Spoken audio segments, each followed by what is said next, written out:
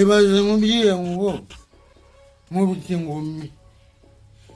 Nkubita ingumi ndaguha miliyoni.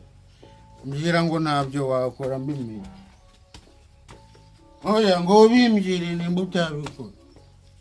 Nkubita ingumi nkaguha miliyoni. Aho yari muteye umubare gukomeye cyane.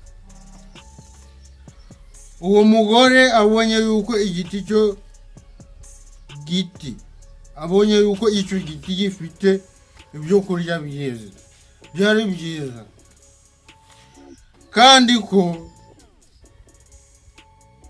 ari iki gikunde, kandi ko ari cyo kwifuriza kumenyesha umuntu ubwenge.